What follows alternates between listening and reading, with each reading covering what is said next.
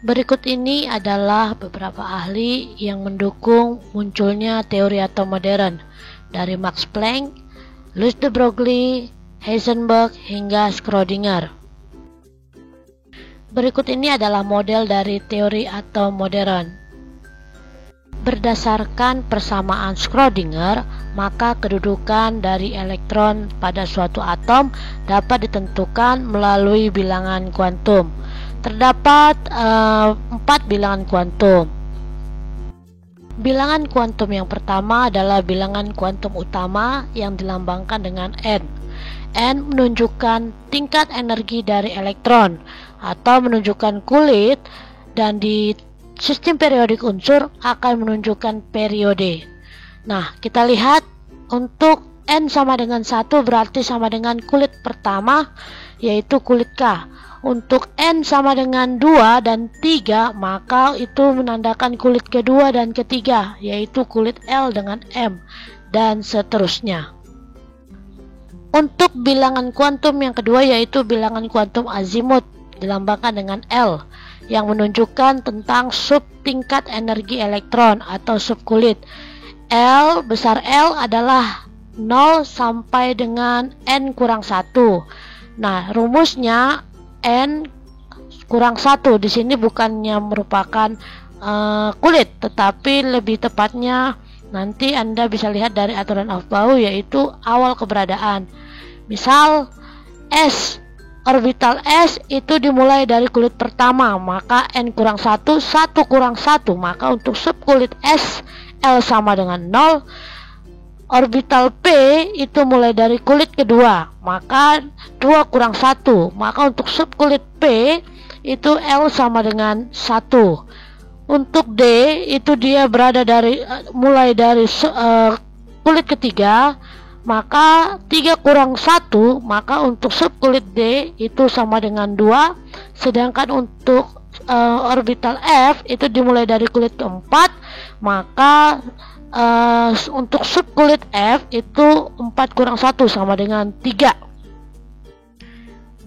Untuk bilangan kuantum magnetik itu menunjukkan orbital ya, atau lebih tepatnya letak elektron di dalam kebolehjadian tadi. Nah, besar M sama dengan mulai dari negatif L sampai dengan positif L. Misalkan untuk orbital S tadi harga L sama dengan 0, maka nilainya adalah M-nya sama dengan 0. Sedangkan untuk orbital P itu nilai L sama dengan 1, maka kebolehjadian elektron berada itu mulai dari negatif 1 sampai dengan positif 1. Nah, di mana nanti elektron itu mungkin berada, itu nilai masing-masing daripada orbitalnya ya nanti ya. Kemudian untuk untuk subkulit D, maka dengan nilai L sama dengan 2, maka M-nya mulai dari negatif 2, negatif 1, 0, plus 1, sampai plus 2. Demikian juga dengan orbital F. Jumlah orbital dari masing-masing subkulit ditentukan dari 2 kali L tambah 1. Misalkan untuk subkulit S dengan harga L sama dengan 0. Tadi kita sudah tahu L rumusnya N kurang 1. Nah, berarti jumlah orbital untuk subkulit S adalah 2 kali 0 tambah 1. Berarti jumlah orbitalnya adalah 1, di mana satu orbital ini akan terisi maksimum 2 elektron. Maka dalam subkulit S selalu terisi maksimum 2 elektron. Demikian juga untuk subkulit P. Nah, P harga L sama dengan 1, maka jumlah orbitalnya adalah 2 kali 1 tambah 1, maka jumlahnya 3. Nah, Anda lihat ya, dari yang 3 orbital tersebut masing-masing terisi nilai minus 1, 0, dan plus 1. Nah, 3 orbital tersebut akan terisi maksimum masing-masing 2 elektron, sehingga pada subkulit P akan terisi maksimum 6 elektron. Demikian juga dengan subkulit D akan memiliki 2 kali 2 yaitu harga L, 2 kali 2 tambah 1. Maka untuk subkulit D akan terisi 10 elektron, yaitu berasal dari 5 orbital, yaitu 2 kali 2 tambah 1 dikali 2 elektron untuk setiap orbital. Demikian juga untuk subkulit F. Nah, untuk bilangan kuantum spin itu adalah bilangan kuantum yang menyatakan arah rotasi elektron. Bila searah dengan jarum jam atau mengarah ke atas, maka nilai S sama dengan plus setengah. Sedangkan berlawanan dengan arah jarum jam atau nilai rotasinya ke bawah, maka nilai S sama dengan minus setengah. Berikut merupakan bentuk dari masing-masing orbital. Nah, untuk kulit yang berbeda dengan orbital yang sama, maka bentuknya sama, hanya besarnya ya yang berbeda. Orbital 1s dengan orbital 2s itu maka bentuknya lebih besar lah yang 2s daripada 1s. Nah, kemudian Anda lihat L sama dengan 0 pada subkulit S, maka Anda lihat bentuk orbital S itu bulat atau tidak memiliki sumbu. Sedangkan pada orbital P dengan harga L sama dengan 1, maka dia berikat pada salah satu sumbu, baik itu hanya sumbu X atau sumbu P atau sumbu Y. Nah, Anda lihat sedangkan pada orbital D itu mereka dengan harga L sama dengan 2, maka terikat pada 2 sumbu. Ada sumbu XY, ada sumbu YZ dan Z kuadrat.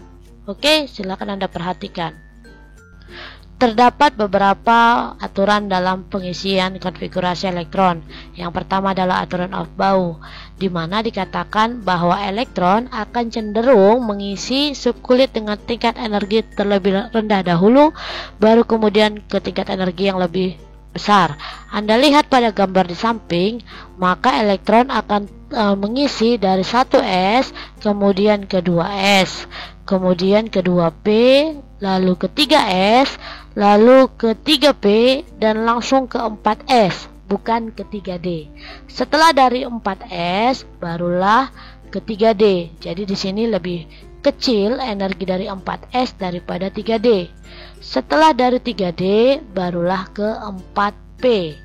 Nah, setelah 4p, lalu ke 5s. Jadi tidak langsung ke 4d. Maka di sini energi daripada 4D itu lebih besar daripada 5S. Demikian selanjutnya dari 5S lalu lanjut ke 4D, lalu ke 5P, dan selanjutnya seterusnya sampai ke 7P. Pada aturan Hahn, maka orbital pada tingkat energi yang sama akan terisi elektron dengan arah yang sama dulu atau setengah penuh.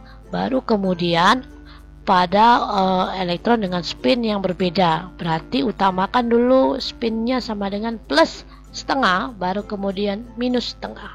Anda lihat pada O, yaitu pada yang di atas itu terisi dulu, pada 2P terisi dulu itu semua 3 elektron pada 2P arah spin positif setengah, baru kemudian diisi dengan negatif setengah ya. Nah, yang di atas benar. Nah, yang di bawah salah karena yang di paling kanan pada orbital pada subkulit 2P, nah itu masih kosong, jadi seharusnya terisi 1 elektron ya. Dipenuhkan dulu semua plus setengah, baru kemudian negatif setengah. Hahn mengemukakan bahwa adanya penyimpangan suatu konfigurasi elektron, yaitu yang terjadi pada subkulit D. Nanti Anda lihat di sana bahwa bila elektron itu lebih stabil dalam keadaan penuh ataupun setengah penuh. Nah, nanti Anda lihat di sana contoh soalnya. Berdasarkan aturan larangan Pauli yang mengatakan bahwa tidak ada dua elektron dalam suatu atom memiliki keempat nilai bilangan kuantum sama. Nah, sebagai contoh Anda silakan perhatikan nilai bilangan kuantum dari 8 elektron yang dimiliki oleh oksigen. Nah, dari mulai elektron pertama hingga elektron yang ke-8 tidak ada yang keempat elektronnya sama. Bila ada yang sama itu maksimal adalah 3. Jadi kalau keempatnya sama tidak mungkin. Oke, sebagai contoh soal, yang pertama Anda disuruh menentukan harga bilangan kuantum dari elektron terakhir 15 fosfor ya. Nah, berdasarkan aturan Aufbau, maka akan terjadi konfigurasi dengan akhiran 3p3. Anda lihat ya aturannya, urutannya yang sudah saya jelaskan tadi. Nah, kemudian jumlah 15p itu adalah jumlah dari yang di atas, angka yang di atas itu yaitu 2, 2, 6, 2, 3. Nah, itulah jumlah dari 15 ya. Aturannya mengikuti aturan Aufbau tersebut. Oke, nah sekarang kita lihat elektron terakhir itu yaitu 3p ya. Maka 3 elektron dalam orbital p. Ingat, orientasi harus S positif terlebih dahulu. Maka kita lihat yang terakhir itu terletak di subkulit pada orbital plus 1 ya. Nah, N-nya sama dengan 3, subkulitnya adalah P, berarti L sama dengan 1, M-nya plus 1 dengan S plus 1, plus setengah, sorry ya. Kemudian yang kedua yaitu bilangan kuantum dari 27 kobalt. Nah, Anda sama juga aturannya dengan aturan Aufbau tadi. Ya, jumlah 27 tersebut adalah jumlah dari angka yang di atas. Maka kita dapat bahwa elektron terakhirnya berada pada 3d7. Nah, maka ada 7 elektron pada orbital subkulit D ya. Maka Anda ingat isinya harus orientasi plus setengah dulu, baru kemudian negatif setengah. Maka elektron terakhirnya berada di negatif 1 atau harga M sama dengan negatif 1 dengan arahnya sama dengan negatif setengah ya. 3D berarti N-nya sama dengan 3, L-nya sama dengan 2. Nah, ada dua cara untuk mengisi konfigurasi elektron, yaitu sebagai berikut. Oke, cara pertama, maka pertama Anda ingat aturannya, yaitu susun berdasarkan kulit, jumlah elektron 2n kuadrat ya. Kemudian pada kulit terakhir tidak boleh ada lebih dari 8 elektron. Kemudian jika setelah kedua kulit sisanya itu adalah 11 sampai 20, maka pada dua kulit terakhir tersebut harus yang paling akhir diisi 2 elektron, sisa kulit sebelumnya adalah sisanya. Kecuali untuk 14, 13, 1, 19 berarti 18, 1. Jadi kalau misalnya sisanya sama dengan 12, maka harus 10, 2 dan sebagainya ya. Oke, dengan catatan seperti ini ya. Ingat ya, aturannya KLMN dengan jumlah elektron masing-masing maksimum. Oke, kita masuk ke contoh. Misalnya saya punya fluor 9, maka kulit pertama 2, kulit keduanya adalah 7 ya, jumlahnya 9. Kemudian Mg 12, maka kulit pertama adalah 2, kulit kedua adalah 8, kulit ketiga 2 ya, pas ya 12. Kemudian untuk nitrogen, maka pertama 2, kulit kedua adalah 5. Untuk natrium, maka kulit pertamanya harus 2 dari kaya, kemudian kulit keduanya adalah 8, sisanya di kulit ketiga adalah 1. Kemudian untuk aluminium 13 aluminium, maka kulit pertama adalah 2, di kulit kedua 8, ketiga ya, di kulit ketiga. Kemudian untuk skandium, nah ini kita lihat di pertama itu terisi 2 elektron, kulit kedua 8, nah sisanya kan ada 11. Ingat aturannya, maka kulit keempat Anda tulis dulu 2, nah sisanya ada 9. Nah di kulit ketiga lah Anda isi 9, total sama dengan 21. Ya, berarti konfigurasinya 2892. Ingat aturannya. Oke. Nah, kecuali untuk yang 14 dan 19. Oke, skala selanjutnya untuk FE 26. Maka kulit kedua itu 8. Maka totalnya sudah 10. Maka sisa 16 lagi. Ingat ya.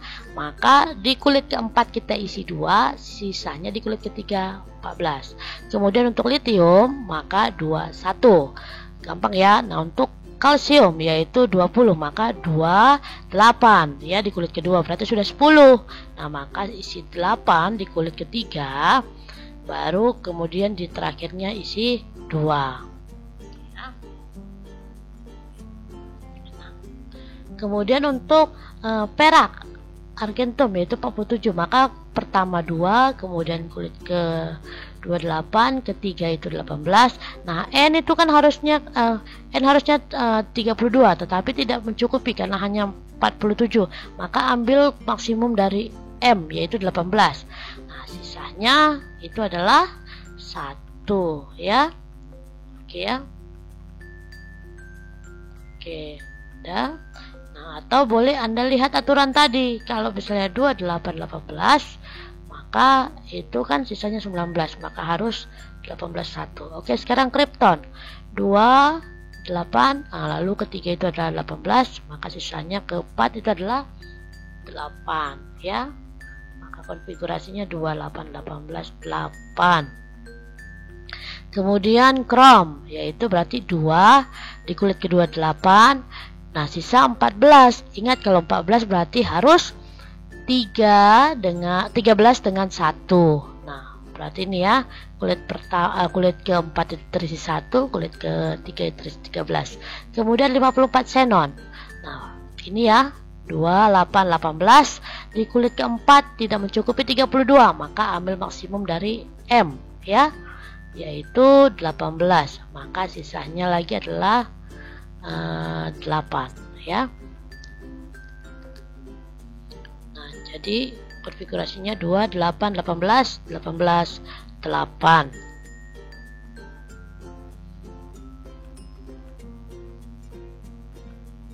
Oke, untuk kalium 19. Jadi konfigurasinya 2 8 kan sisa 9, maka ambil maksimumnya dari L yaitu 8, sisa 1 ya. Cu ingat 28. Nah, itu sisa 19, maka harus 18 dengan 1. Kemudian Cl 17. Nah, berarti 287. Oke, untuk contoh dari konfigurasi elektron berdasarkan subkulit, maka Anda boleh lihat dari contoh soal berikut. Anda lihat di sini terdapat beberapa soal. Nah, untuk yang pertama kita bisa lihat dari 12 mg ya. Nah, 12 mg ini Anda lihat ini adalah atom karena dia tidak bermuatan, maka 12 merupakan jumlah elektron yang sama dengan jumlah proton. Nah, kita lihat nilai 12 ini harus sama dengan nilai angka-angka yang di atas ya, yaitu 2, 2, 6, dan 2. Kita lihat aturannya dari Aufbau, maka pertama terisi dari 1s sebanyak 2. Kemudian selanjutnya setelah itu 2s sebanyak 2. Setelah itu 2p sebanyak 6. Dengan selanjutnya 3s2 ya sebanyak 2. Nah, berarti bila Anda lihat jumlahnya itu ada 12 ya. Jadi 12 itu adalah nilai angka yang di atas tersebut dengan aturan Aufbau. Oke. Nah, oke ya, selanjutnya kita lihat dari soal yang kedua. Nah, kita lihat 17 Cl. Nah, sama seperti tadi dengan aturan Aufbau tersebut, maka kita lihat 1s2 2s2 2p6 3s2 3p 5 ya. Kenapa ini 5? Karena di sini hanya ada 17. Nah, jadi tidak harus maksimal di P ya, sisanya saja itu dia. Nah, Anda lihat di sini ya. Kemudian kita masuk ke contoh soal nomor 3. Nah, 21 skandium. Nah, jadi pertama-tama itu dari 1s, kemudian ke 2s, lalu ke 2p, lalu ke 3s2, kemudian 3p6, selanjutnya 4s2, ya. Sudah berapa ini? Sudah 20 ya. Ya kan, kalau Anda jumlahkan itu dia sudah 20. Nah, berarti sisa 1 elektron. Nah, 1 elektron tersebut ya maka akan terisi pada 3D ya. Maka di situ terisi 3D1. Oke.